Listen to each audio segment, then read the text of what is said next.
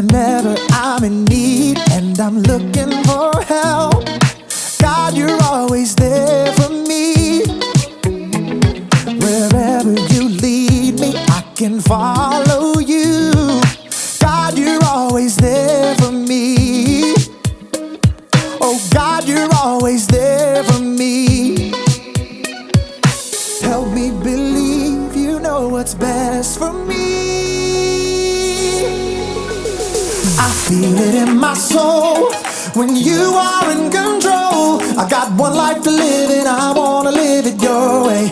Oh yeah, I do what I should do when you help me choose. I got one life to live and I wanna live it your way.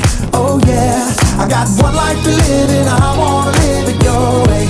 Oh yeah, one life to live and I wanna live it your way.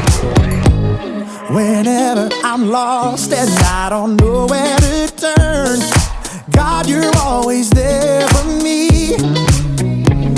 Wherever I go, you're always by my side. God, you're always there for me. Oh God, you're always there for me. So help me believe you know what's best for me. I feel it in my soul when you are in control. I got one life to live and I wanna live it your way.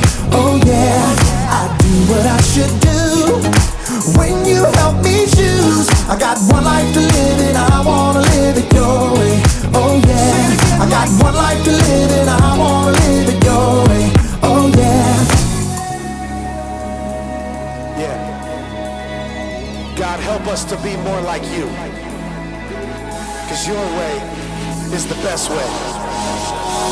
I feel it in my soul when you are in control. I got one life to live and I wanna live it your way. Oh yeah, I do what I should do when you help me choose. I got one life to live and I wanna live it your way. Oh yeah, I feel it in my soul when you are in control. I got one life to live and I wanna live it your way. Oh yeah, I do what I should do when you help me choose. I got one life to live and I wanna live it your way. Oh yeah, I got one life to live and I wanna live it your way. Oh yeah.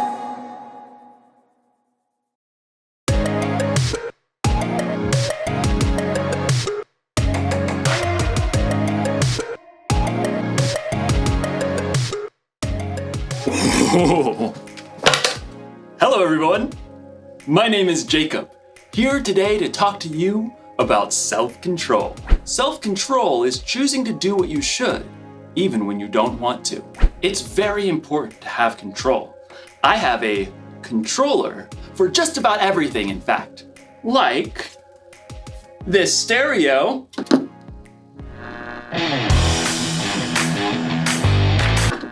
Thanks, stereo. Or this fan. I've even got a remote for my blender. And of course, everyone's favorite remote control, the TV remote. Whoa, where is the TV remote? This is its spot. This is its home. It's where it lives. Where are you, little TV remote? TV remote! TV, TV, TV, TV. No, little guy, where are you? TV! This makes me so mad. I bought the remote caddy so that I could house my remotes. And when someone takes the remotes away and doesn't put it back, I get real angry. I ask you, why have a remote caddy if you're not gonna caddy the remotes?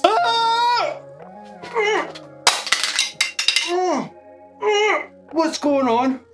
Oh, I think I'm paused. Okay, maybe this is for the best. I was really losing my temper there. Okay, I feel better. You can unpause me now.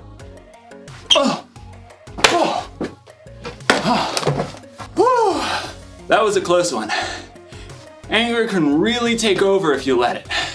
In today's story, we'll hear about a guy named David who had every reason to be angry. Let's hope it doesn't control him. Oh. I wonder what this controls.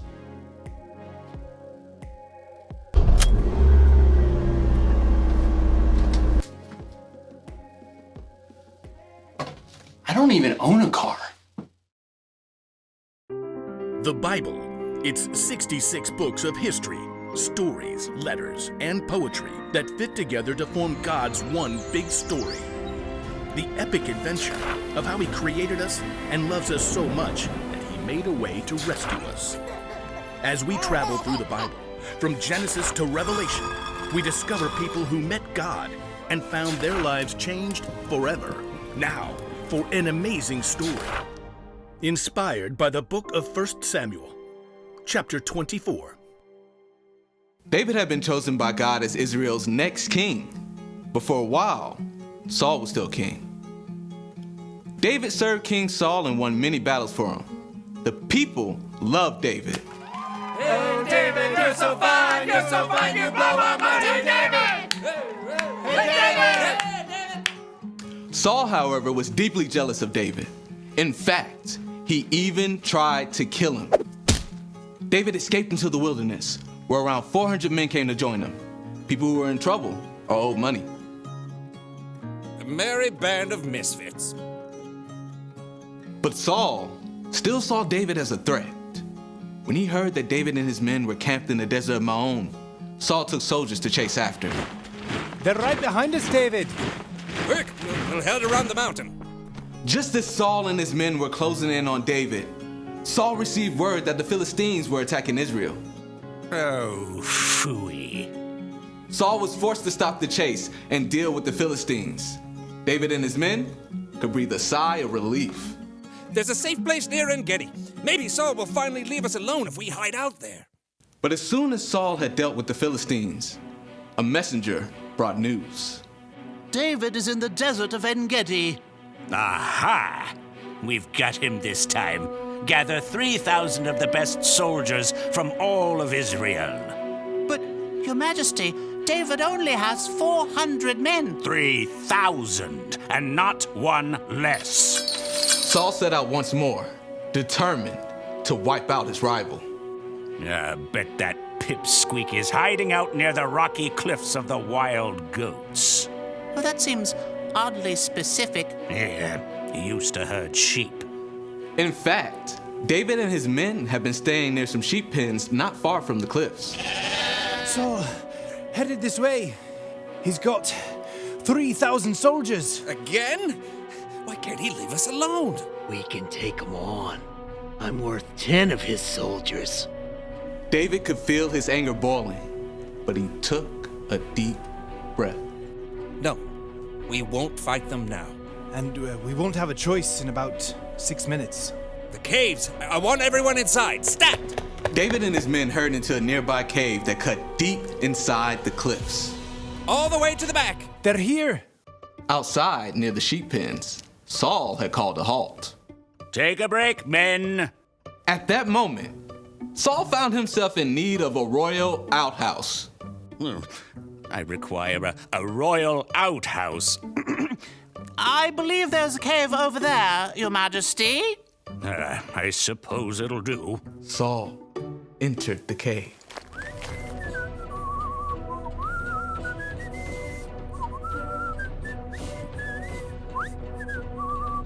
Far back in the cave, David and his men froze. Through the gloom, David could see the man who had tried to kill him and was now forcing him to live on the run. What if he finds us?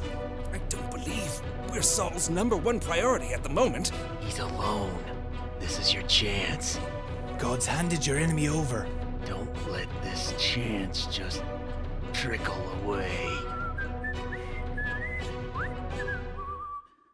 David's anger burned red hot as he crept up behind Saul, sword at the ready.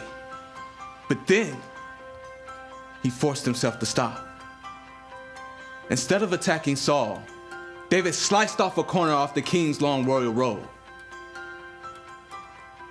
Saul left the cave with no idea that David was still inside. Time to move out, men. This is the day we take out that whippersnapper David.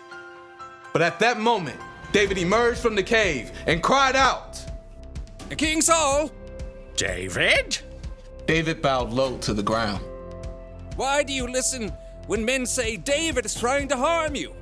This day you have seen with your own eyes how the Lord handed you over to me in the cave. Some of my men begged me to kill you, but I didn't.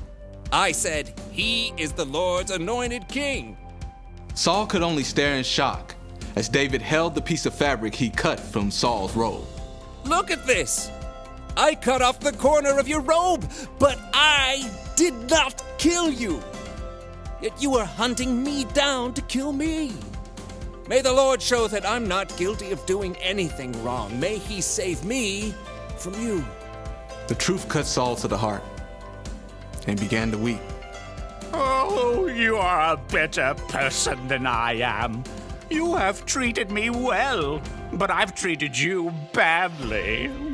May the Lord reward you. I know for sure that you will be king. Now, promise me that you won't kill my family or wipe out my name from my family line. David looked his enemy straight in the eye. I promise. Then Saul and his men returned home, and David and his band of misfits returned to their usual hiding place.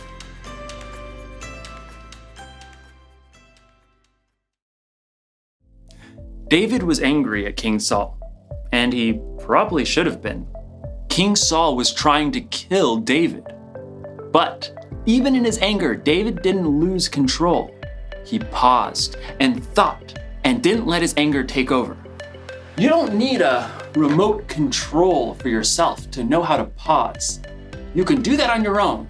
If you're angry because someone borrowed something they weren't supposed to, or someone said something that really hurt your feelings, you could just fly off the handle. Or you can pause, count to 3 or 10 or 100 if you have to, and think about how you're going to respond. Remember, you can pause in real life, but what you can't do is rewind. Once you've said or done something in anger, it's out there. You can never take it back. I'm not saying you shouldn't ever get angry. In fact, Jesus himself got angry, but he had good reasons to get angry. And so do we sometimes. It's like when you or someone you know is being treated unfairly. That's a good reason to get angry. Losing a remote? Probably not the best reason to get angry, but good anger or bad, it's still wise to keep control of your anger instead of letting it control you. That's the one thing to remember today. Don't be controlled by your anger. Count to 10 and keep your cool. Music! Okay. Music! Oh, that's the... Okay. I gotta get a universal remote. I'll see you next time.